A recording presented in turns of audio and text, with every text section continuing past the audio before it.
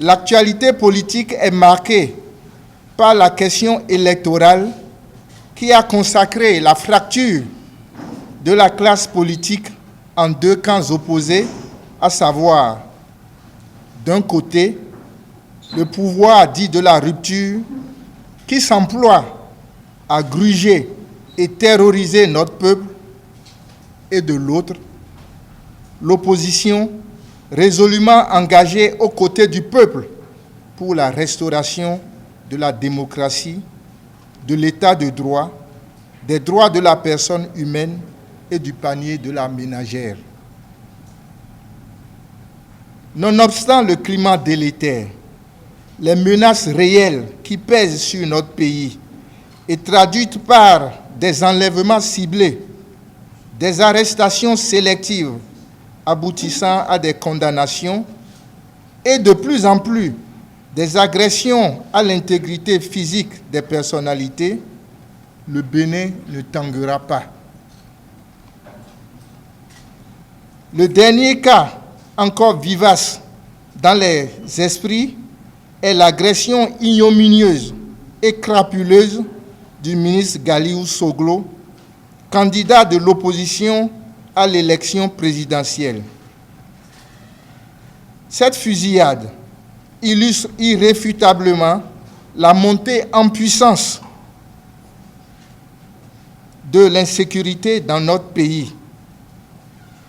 À ce propos, nous exigeons l'ouverture d'une information judiciaire aux fins d'en élucider les circonstances et de punir les assaillants, les complices et les commanditaires de ce crime odieux. Nous réitérons nos vœux de prompte guérison aux combattants de la liberté Galiou Soglo.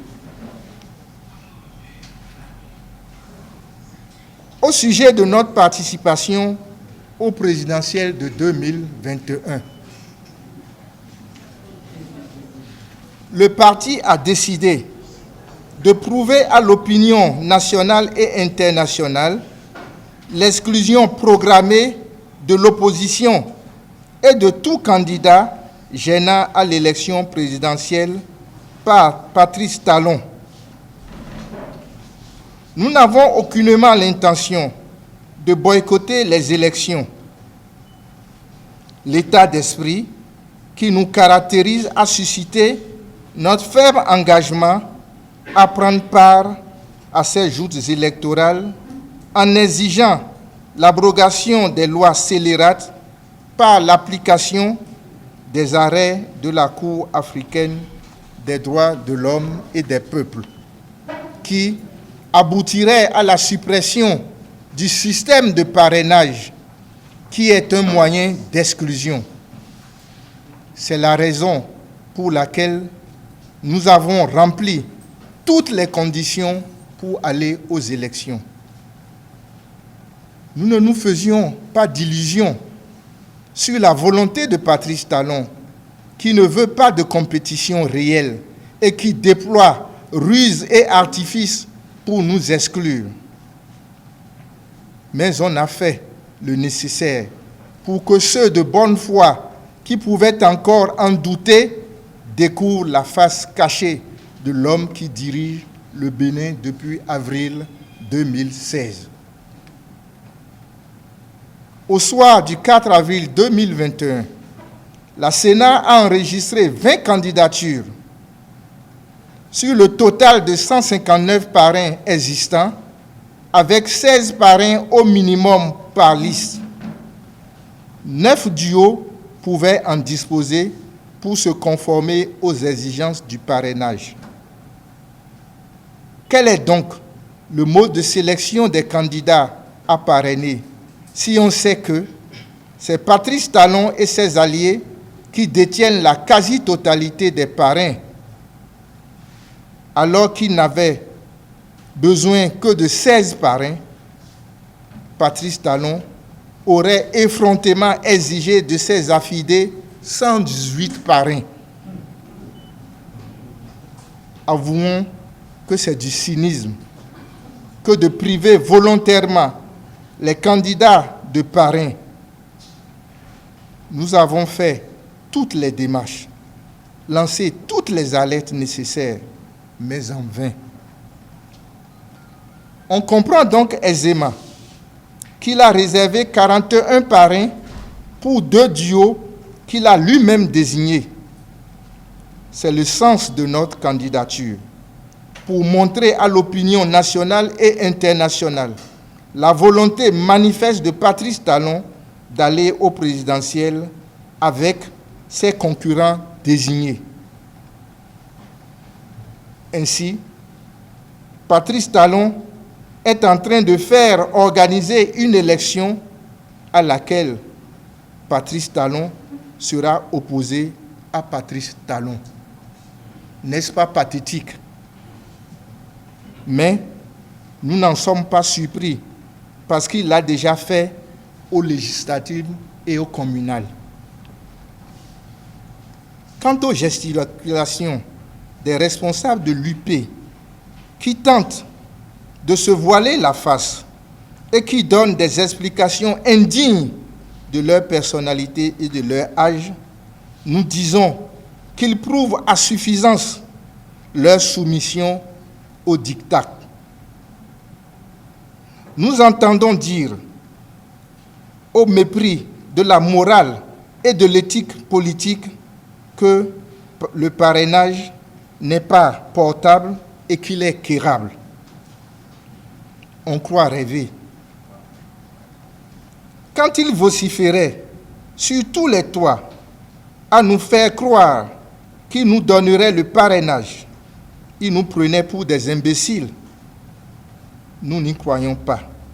On convient dès lors qu'ils n'ont pas de raison pour eux-mêmes et sont obligés d'expliquer leur comportement désobligeant. Car en fait, tout ce qu'ils disent aujourd'hui est en contradiction avec les lois qu'ils ont votées et les paroles qu'ils ont antérieurement prononcées. Tout leur comportement traduit la vacuité de leurs pensées. Qui ne sait pas que les députés et les maires ont fait l'objet de menaces d'empoisonnement s'ils ne remettaient pas leur parrainage au président des blocs UP et BR. Après avoir tenté en vain de saborder notre parti, ils n'ont trouvé que le moyen de la grande corruption pour débaucher des traîtres et quelques brebis galeuses en quête de prébende. Heureusement, nous les avions débusqués, extirpés de nos rangs. À propos du duo Corentin-Kowe, Irénée Agossa, vous avez pu constater combien plus que jamais Patrice Talon et les siens sont dans la ruse et la rage. Vous avez tous été témoins des promesses de Patrice Talon lors de sa campagne électorale déguisée en tournée de reddition de comptes dans tout le pays. À l'occasion de cette sortie dans les communes, le président Patrice Talon avait affirmé un peu partout où il est passé que les grandes formations politiques seront présentes aux élections de cette année. Connaissant le système, nous avons en son temps mis en doute ces paroles. Aujourd'hui, les faits nous donnent pleinement raison. Parce qu'en dehors des candidats Rekia Madougou et Yves-Patrick Djivo, retenus par le parti, les démocrates, la rupture a créé son propre duo au sein de notre parti avec des militants sous sanction en vue de servir de faire valoir. Les camarades Corentin Kowe et Irénée Josias Agossa sont 2 militants suspendus conformément à notre règlement intérieur qui, malgré leur situation, ont fait le déplacement de la Sénat pour le dépôt de leur dossier de candidature, bien après le passage des responsables du parti accompagnés du duo Madougou-Djivo, accomplissant ainsi une forfaiture contre notre parti. Ainsi, fidèle à sa politique de corruption qui lui a permis d'inféoder le parti FCBE d'alors, qui est depuis longtemps devenu le troisième bloc du président sortant, le pouvoir a instrumentalisé certains de nos militants en voie d'être exclus pour recevoir le parrainage et représenter le parti Les Démocrates, dont les authentiques candidats, Rekia Madougou et Yves-Patrick Djivo, avaient déposé leur dossier complet à tous égards, excepté bien sûr le parrainage. Et pour cause, le parrainage a été en réalité conçu et mis en œuvre pour exclure. En outre, les parrains sont la propriété du président Patrice Talon, à travers ses députés nommés et ses maires désignés.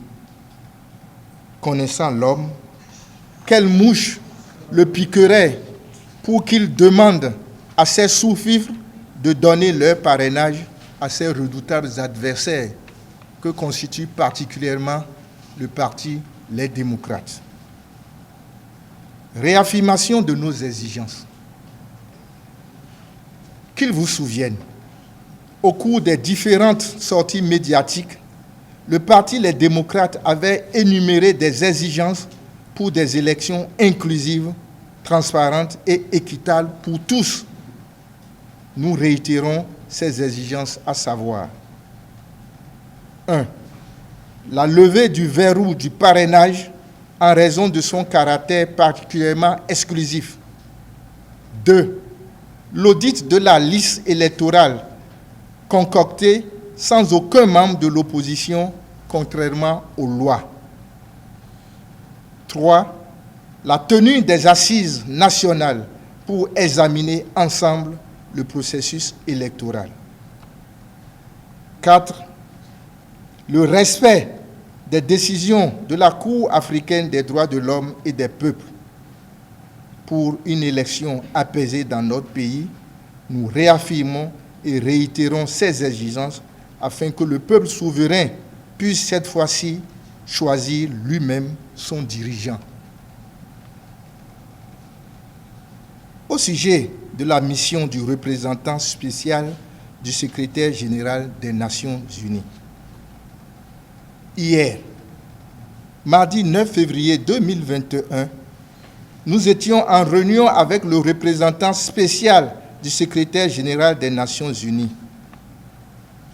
Ce fut l'occasion pour nous de lui rappeler sa responsabilité dans le drame vécu par notre peuple en raison de la légèreté de son rapport sur notre pays aux Nations Unies, qui a profité au président Patrice Talon et entraîné l'exclusion de toute l'opposition des législatives de 2019, avec pour corollaire les tueries et l'exclusion que nous constatons aujourd'hui pour l'élection présidentielle de 2021 par ce fameux système de parrainage en cours.